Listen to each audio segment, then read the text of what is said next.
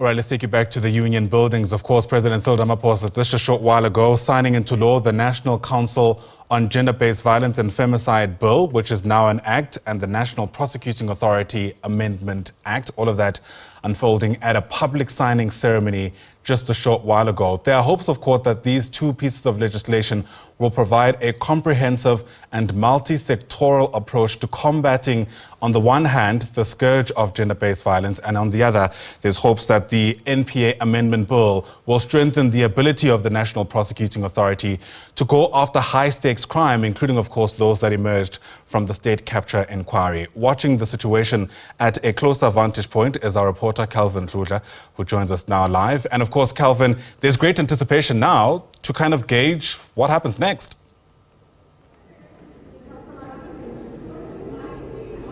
Good morning to you, Ayanda Nyati, and good morning to the viewers at home. We're here at the Union Buildings where the President of the Republic, President Cyril Ramaphosa, was signing into law the Council on National Gender-Based Violence. I'm not alone, I'm with the Minister of Police, Minister Cele. Remember that the police are the major stakeholder when it comes to GBV because they are the first entity where this crime or the scourge is reported. Minister, thank you very much for your time. The bill has been signed into law. The police have a part to play in this scourge. As the police, do you have necessary equipment and resources to fight the scourge? Well, you remember that even before the law, the South African police have been playing the significant role in finding the GBV-F. Indeed, this will enable us to do much better and much more. Up to this point, working with everybody, including the civil society, we have trained more police to be dedicated on the gender-based violence desk at the police station, different police station. And you would know, wherever I go, I'll say to the police, that includes yesterday as I opened the station at Kasa and Eastern Cape, when the woman comes at the police station and has been abused, drop everything and attend to that woman, because that is the last hope she has to come to the police station. And don't tell that woman to go back and negotiate. Usually, if they are forced to go back and negotiate, they never come back to police station, not because they don't want to come back, because they are dead. So it's important for the police to take that to, while everybody must be safe, but women, children and elderly must be really taken care of, because we do have that problem of elderly. They say by Tagat and all those kind of things. So it's a thing that we have been really telling, and something that we have been trying to work on it even before this bill, that will really help us to enable us more to deal with the matters. Mr. Cele, I heard the President of the Republic saying you took him to various police stations where you have centers that are attending to GBV. I just want to ask, are your personnel ready? Are they trained enough to face the scourge and to fight it? Well, we've got 1,153 police stations in the country. And definitely, if I'm not mistaken, there is one police station in Northern Cape where we have, where we don't have a friendly house, where there would be abused people will be part of going to it. All stations we are having our friendly rooms. Indeed, those friendly rooms, you must know that they are for transit. When women come there at the middle of the night because they are abused, we are making the rooms to be able to take care of them, but immediately send them to Zela centers where they are better treated. We believe that we have tried our best as the South African Police Service, but at any given time, improvement should be part of life. We are improving those. As I've said to you, we have trained more than 1,000 young police, especially women, to be at the police station, so that women, they don't get the second kind of victimization when they are asked silly questions, especially by men. I would imagine how difficult it is as a woman that have been abused, have been raped, to go and again graphically explain to the men what has happened. That's why we're not saying that all women are fine, but we believe that it will be easy for that abused woman to speak to the woman and all that. Hence, we have put more women on those GBV desks at different police stations. In Newcastle, KwaZulu-Natal, where I come from, if you go to the police station as a man now and say, I was abused by my partner, a female partner, some police officials would laugh at you and say, hi, you can't be abused by a female. Don't go home and sort this issue with your partner.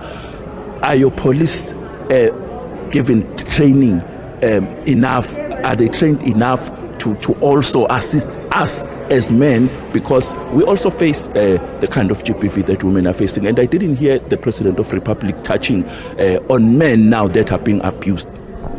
Well, fortunately, I've had 3 Amadota Izimbizo, where we close our doors and we box each other as Amadota dealing with these matters. They raise those issues quite sharply, but the crux of the matter, police must take those matters and act off them. But broadly, when you see a woman attacked, when you see a woman abused, you know that is a man. It is on a different scale. We're not saying men are not abused. Police must take that. They should not laugh at them and all that.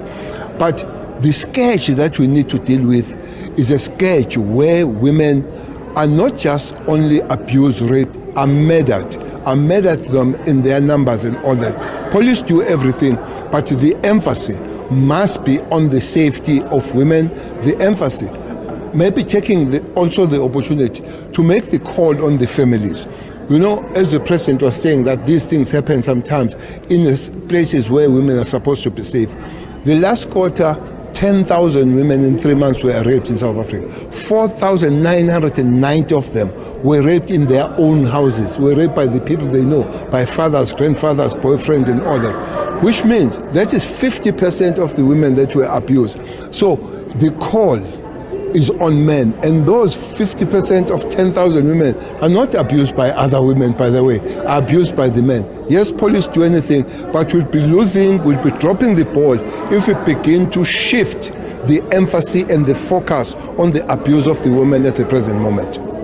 Minister Cele, one would say, if I go to a police station as a woman now and say, my partner abused me, and then the police officers will say, oh, no man, go back home and go sort out this issue now as a female.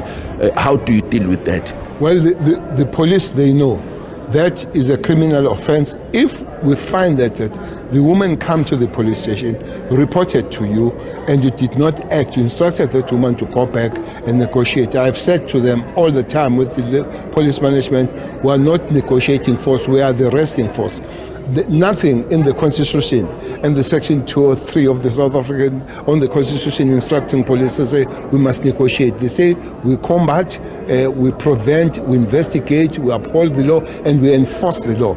It's not the duty of police to go and negotiate. Our duty as the police is to enforce. That person, if we find that evidence that we have sent an abused woman back home, there must be some kind of expeditious response, and that police does not belong to that uniform. Minister Cele, my last question to you is that I know you are the first entity where GBV is reported, and then the NPA will take over and prosecute the case. I just wanted to ask you, are you happy with the convictions that are from the NPA when it comes to GBV? Well, we do have a problem sometimes. There is a long list of withdrawal of cases, and most of the time of withdrawal come from the family setup. Women, they open the case and they go home, and the family will say, this is our relative, this is a boyfriend of the mother, is a stepfather. What are we going to eat if this person goes and all that? In some time, speaking to Amakosi, people need to pay a goat to slaughter the goat. There is no blood of a goat that will wipe the crime of rape and all that kind of thing. So we are calling on all structures to support us. Don't persuade young women to withdraw the cases, because once the case is withdrawn, it's very difficult to pursue those cases. One thing from the side of the police has been the issue of the DNA. You know that there was that problem of the backlog. That backlog is gone. We're top on it. DNA comes quick as we can. So on the side of the police, in terms of training, DNA and all other those things, we are fine. We can do better in terms of sentencing. But I've been looking at the sentences. South African prisons are really going not to have space because there are more people that are getting life sentence and long sentences when it comes to that. We get happy as the South African police when that happens, and we'll be working hard that more people, as we send them to the justice system, they get really sentenced and should be there for a long time. My very last question about elections. Are we safe? Next week we are going to vote. Are we safe? The country is safe countrywide? Well, we are satisfied as a JCPS cluster. Even now, we are from the center where we'll be monitoring the elections. But from the side of the police, we understand the areas where we have a little bit of problem. We've got 632 stations that might have problems. Most of them are in KZN. There is little bit of trouble in KZN. Yesterday there was a blockade on roads in Prosecuting. I'm glad that police they dealt with that in the shortest possible time. There was a roadblock by the taxi industry again in the Spaghetti Junction in Durban this morning. Police have dealt with that. Maybe let me make a call to those people that they think they are going to hold the state at the ransom. They are not going to do. They are not going to win that. If they want to negotiate, they are welcome to deal with the state, with the ministers. But nobody should put the gun at the head of the state and you think will force the state to do things the way you like it. I told the taxi people yesterday that they shouldn't. If they come tough, the state will respond tough. And I'm calling on the law agents enforcers, not really to be soft speak, but don't allow people to put gun on the head of the state and think that will succumb the way they do think. Let's anybody that comes hard on the state, we must respond harder. Thank you very much, Mr. Cele. That was the police minister, Minister Cele. Because of time, I have to say back to you in studio, Ayanda Nyati. Right, Calvin Dludla, thanks very much indeed. Great questions, by the way, that's being posed to the Police Minister, Cele. Calvin is live to us there from the Union Buildings. The Police Minister also taking an opportunity there to respond to the developing story that's unfolding in Durban. You might remember our Vusi Kumalo has been giving us updates around the situation to do with the taxi strike there. The Police Minister, dare I say, drawing a line in the sand, giving a, if you like, a veiled warning to some of those operators that they mustn't think that they can hold the state to ransom through that action. Part of what's taking place in Durban is that some of the operators there are finding or have taken exception to the way in which police is interacting with them when it comes to the issuing of permits, the impounding of their taxis, and the ways in which Operation Chanela essentially affects them.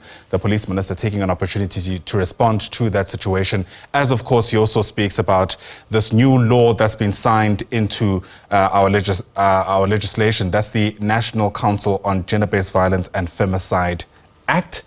It was a bill less than an hour ago. So we'll continue watching, of course, that situation as it continues to unfold.